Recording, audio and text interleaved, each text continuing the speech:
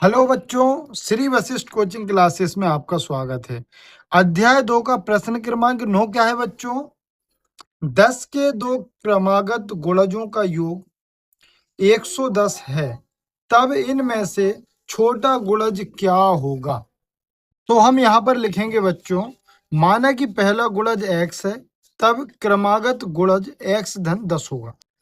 हमेशा याद रखना, यदि कोई भी गुणज होगा जैसे 10 का, उसमें 10 जोड़ेंगे तो अगला ही आएगा। तो हमें पहला नहीं पता, तो हमने x माना तो उसमें 10 जोड़ देंगे तो वही ऑटोमेटिक आपका दूसरा हो जाएगा। तब प्रश्न अनुसार उसने क्या बोला कि दोनों गुणजों को यदि हम जोड़ दें, पहला गुणज और उसका क्रमागत गुणजों को यदि हम जोड़ दें, तो वो क्या बोल रहा है कि 210 के बराबर है। बस इसको हल कर देना बेटा, क्या हो जाएगा x, ये वाला x धन 10 बराबर 210। x में x जोड़ देंगे 2x हो जाएगा, ये इस साइड आ जाएगा तो धन का हो जाएगा ऋण, तो ये हो जाएगा आपका 200। क्यों? क्योंकि इसमें से इसको हटाएंगे तो 200 हो जाएगा, तो 200, ये वाला 2 आ जाएगा आपका नीचे, 2 एकम 2 और 2 इधम 2 एकम 2 और ये 2 जीरो आ जाएंगे, तो ये आ गया 100। तो देखो पहला आपका जो गुणज है वो क्या हो जाएगा 100, और जो दूसरा होगा, दूसरा वो क्या होगा, तो हो जाएगा अपना x धन 10, मतलब क्या हो जाएगा 100 धन 10 बराबर 110। ठीक है, तो बस उसने हमसे छोटा गुणज पूछा, मतलब हमारा जो राइट आंसर होगा या जो हमारा आंसर होगा वो क्या होगा, 10 होगा, 100 होगा। ठीक है, इसी का प्रश्न क्रमांक 10 क्या है बच्चों? x के किस मान के लिए निम्न आकार का परिमाप 186 सेंटीमीटर है? तो देखो उसने आपको एक परिमाप बता दिया है, किसका, इस आकृति का, और जो आकृति वो हमारी कौन सी है, तो आपको देखने से समझ में आ रही कि आयत की है ना। तो इसकी जो लंबाई है उसने क्या दे रखी है, 2x धन 66, और चौड़ाई कितनी दे रखी है, 5x धन 6। अब हमें इससे x का मान ज्ञात हो, उसने हमको पहले से क्या दे रखा है, आकृति में लंबाई दे रखी है हमको, चौड़ाई दे रखी है और परिमाप। तो एक बात आपको बेटा पहले से याद होना चाहिए कि जो आयत का परिमाप होता है, आयत का परिमाप वो क्या होता है, तो 2 लंबाई धन चौड़ाई। ठीक है, बस इसी को हल कर देना, 2 लंबाई की जगह पर आ जाएगा 2x धन 66, चौड़ाई पे आ जाएगा 5x धन 6। ठीक है, ये तो 2 आ जाएगा, परिमाप कितना आ जाएगा 186। ठीक है, अब इसमें इसको हम जोड़ेंगे, देखो ये भी x वाला, ये भी x वाला, तो ये तो हो जाएगा आपका 7x, 66 में इसको जोड़ेंगे तो 12, ये हो जाएगा 72। ठीक है, बस अब इसी को आगे हल कर देना है हमको। तो हम कैसे करेंगे, देखो इसका गुणा इसमें कर दो तो 7 दूनी 14x, इसका गुणा इसमें करेंगे तो 2 दूनी 4 और 7 दूनी 14, 144। अब इसको उठाकर नंबर को नंबर के पास ले जाएंगे, तो ये धन का क्या हो जाएगा आपका ऋण हो जाएगा, ये हो जाएगा आपका 2 और ये आ जाएगा 4, मतलब 146 में से जब 144 घटाएंगे तो 42 बचेगा। ठीक है, अब इसी को अपन और आगे हल कर देंगे, तो गुणा का उल्टा क्या होता है, भाग। क्यों? क्योंकि हमें तो x का मान ज्ञात करना है ना, 14 एकम 14, 14 तिरी 42, मतलब x का जो मान आएगा वो आपका आएगा 3। ठीक है ना, यही इस प्रश्न का उत्तर होगा। इसी का प्रश्न क्रमांक 11 क्या है बच्चों? एक बढ़ई एक पलंग बनाने के लिए 2600 रुपए लेता है, इसमें प्रयोग की गई सामग्री की लागत 1100 रुपए है और मजदूरी 200 रुपए प्रति घंटा है, तो बढ़ई ने कितने घंटे कार्य किया, ये हमें इसमें बताना है।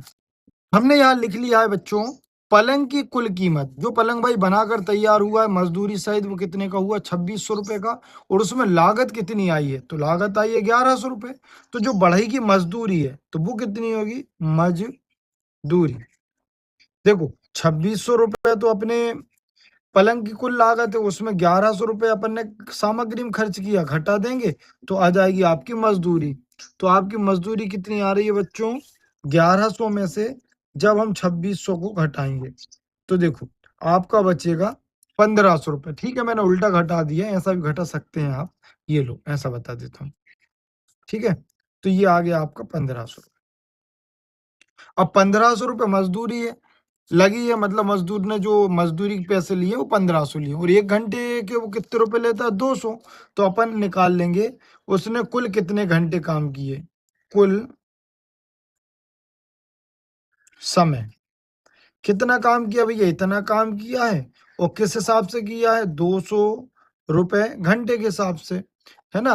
तो भाई ये रुपए टोटल आ गया और ये घंटे का आ गया, तो 2 जीरो से 2 जीरो कैंसिल, तो आपका बचेगा 15/2। इसको यहाँ हम हल कर देंगे, तो 7 बार में करेंगे तो 14 जाएगा, एक बचेगा दशमलव लगाकर 0, तो यह जाएगा 5 बार में। मतलब उसने कितने घंटे काम किया बच्चों, 7 घंटे 30 मिनट। क्योंकि देखो ये 50 हो जाएगा, आधा घंटा ये हो गया, तो हम लिख सकते हैं 7.5 घंटे काम किया। ये भी लिख सकते हैं, या ऐसा लिख सकते हो आप, उत्तर 7 घंटे 30 मिनट। इसी का प्रश्न क्रमांक 12 क्या है बच्चों, समीकरण हल कीजिए, z/2 ऋण 1/5 बराबर z/3 धन 1/4।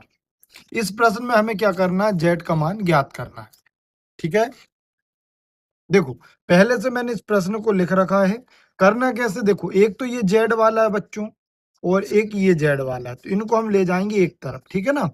हल, तो क्या करना होगा, देखो ये z/2 तो यहाँ लिखा हुआ है, इसके पास इसका पक्षांतर करेंगे तो ये धन का क्या हो जाएगा बच्चों, ऋण हो जाएगा। अब ये वाला तो यहाँ लिखा हुआ है, इसका पक्षांतर इस साइड करेंगे तो ये धन का क्या, ऋण का क्या हो जाएगा, आपका धन हो जाएगा। ठीक है, अब बस इसी को हल कर देना है, इसका गुणा यहाँ कर देंगे, तिर्यक गुणा करना, एक लगा दो ताकि आपका कंफ्यूजन दूर हो जाए। ठीक है भाई, ऐसे भी एक जेड है वो और ऐसे भी एक जेड है, तो इसका गुणा यहाँ करेंगे तो 3 एकम 3 जेड, इसका गुणा यहाँ करेंगे तो 2 एकम 2 जेड, ये वाला ऋण, और नीचे का गुणा नीचे कर देंगे तो 3 दूनी 6, यहाँ कर दो 5 एकम 5, 4 एकम 4, और नीचे का गुणा नीचे कर दो तो 5 उक्के 20।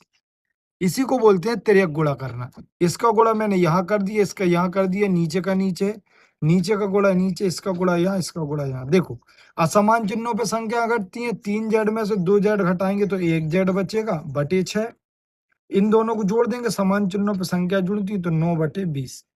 अब इसको उठाकर इस साइड ले जाएंगे बच्चों हम, तो देखो यहाँ बचेगा z बराबर 9/20 और नीचे वाला 6 यहाँ जाएगा।